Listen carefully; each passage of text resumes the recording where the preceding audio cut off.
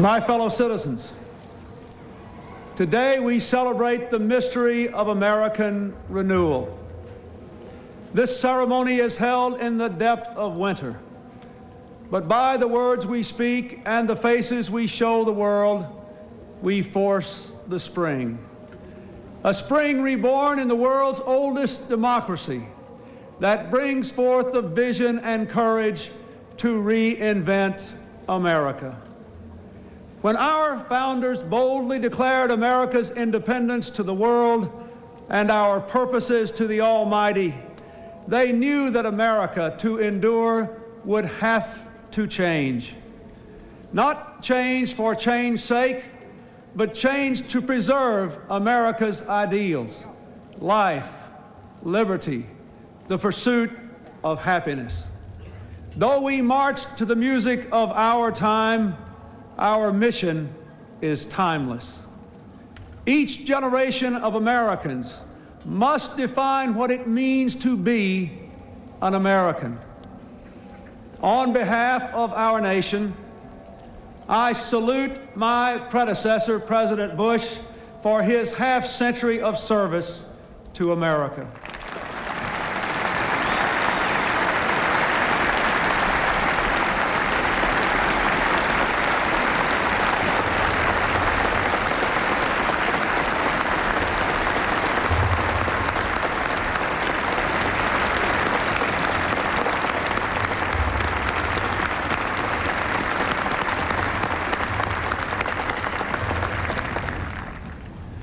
And I thank the millions of men and women whose steadfastness and sacrifice triumphed over depression, fascism, and communism.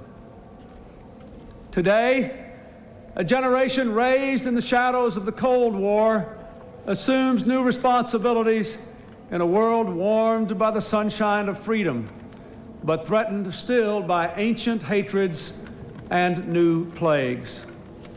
Raised in unrivaled prosperity, we inherit an economy that is still the world's strongest, but is weakened by business failures, stagnant wages, increasing inequality, and deep divisions among our own people. When George Washington first took the oath I have just sworn to uphold, news traveled slowly across the land by horseback and across the ocean by boat.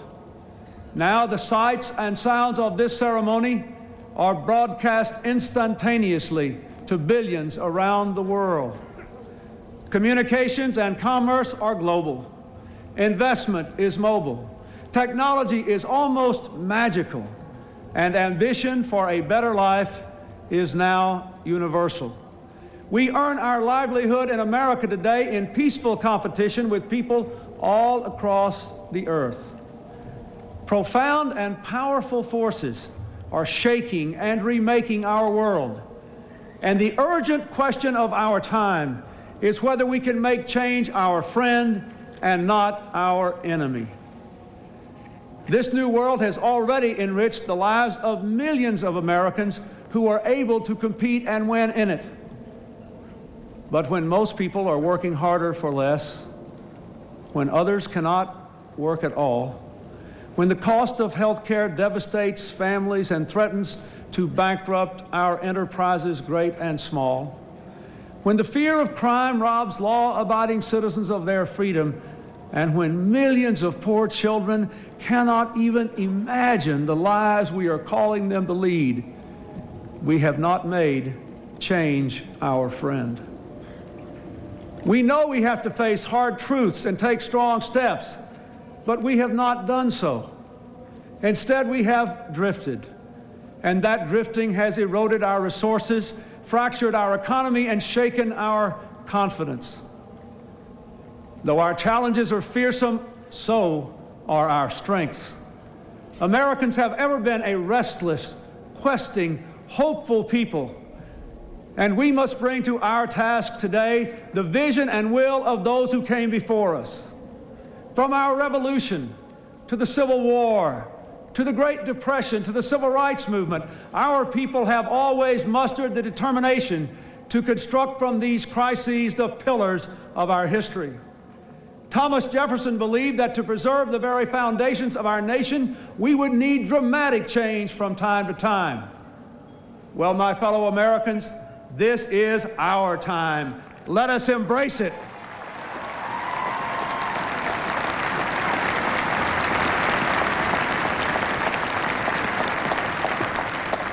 Our democracy must be not only the envy of the world, but the engine of our own renewal. There is nothing wrong with America that cannot be cured by what is right with America.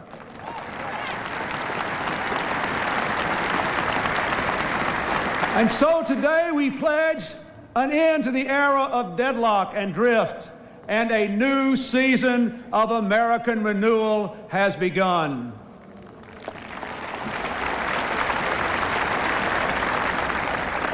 To renew America, we must be bold. We must do what no generation has had to do before. We must invest more in our own people, in their jobs, and in their future, and at the same time, cut our massive debt.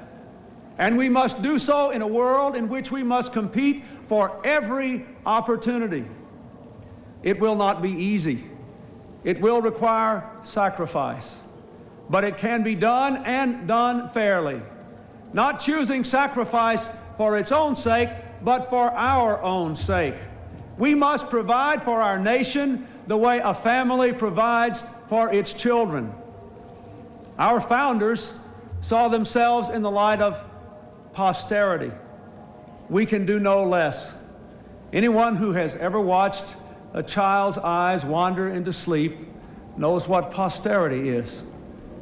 Posterity is the world to come, the world for whom we hold our ideals, from whom we have borrowed our planet, and to whom we bear sacred responsibility. We must do what America does best, offer more opportunity to all, and demand more responsibility from all.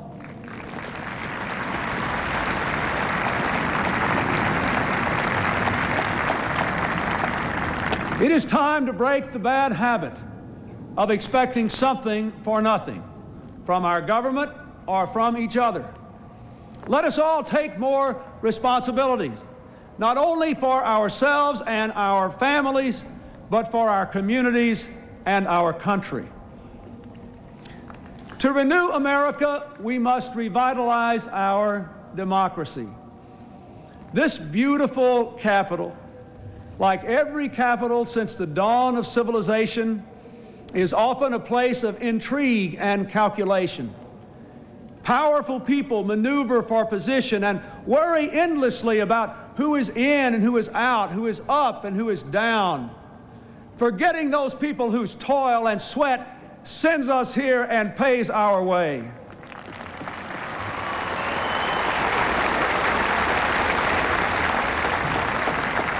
Americans deserve better. And in this city today, there are people who want to do better. And so I say to all of you here, let us resolve to reform our politics so that power and privilege no longer shout down the voice of the people. Let us put aside personal advantage so that we can feel the pain and see the promise of America. Let us resolve to make our government a place for what Franklin Roosevelt called bold, persistent experimentation, a government for our tomorrows, not our yesterdays. Let us give this capital back to the people to whom it belongs.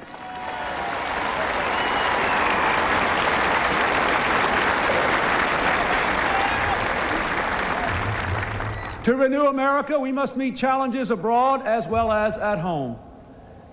There is no longer a clear division between what is foreign and what is domestic. The world economy, the world environment, the world AIDS crisis, the world arms race, they affect us all. Today, as an old order passes, the new world is more free but less stable. Communism's collapse has called forth old animosities and new dangers. Clearly, America must continue to lead the world we did so much to make. While America rebuilds at home, we will not shrink from the challenges nor fail to seize the opportunities of this new world. Together with our friends and allies, we will work to shape change lest it engulf us. When our vital interests are challenged or the will and conscience of the international community is defied, we will act. With peaceful diplomacy whenever possible, with force when necessary. The brave Americans serving our nation today in the Persian Gulf, in Somalia, and wherever else they stand are testament to our resolve. But our greatest strength is the power of our ideas, which are still new in many lands. Across the world, we see them embraced and we rejoice. Our hopes, our hearts, our hands are with those on every continent who are building democracy and freedom. Their cause is America's cause. The American people have summoned the change we celebrate today. You have raised your voices in an unmistakable chorus. You have cast your votes in historic numbers, and you have changed the face of Congress, the presidency, and the political process itself. Yes, you, my fellow Americans, have forced the spring. Now we must do the work the season demands. To that work I now turn with all the authority of my office. I ask the Congress to join with me.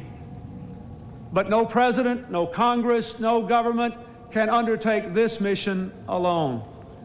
My fellow Americans, you too must play your part in our renewal. I challenge a new generation of young Americans to a season of service, to act on your idealism by helping troubled children, keeping company with those in need, reconnecting our torn communities. There is so much to be done. Enough indeed for millions of others who are still young in spirit to give of themselves in service too. In serving, we recognize a simple but powerful truth. We need each other, and we must care for one another. Today, we do more than celebrate America. We rededicate ourselves to the very idea of America, an idea born in revolution and renewed through 2 centuries of challenge, an idea tempered by the knowledge that but for fate, we, the fortunate and the unfortunate, might have been each other, an idea ennobled by the faith that our nation can summon from its myriad diversity the deepest measure of unity, an idea infused with the conviction that America's long, heroic journey must go forever upward.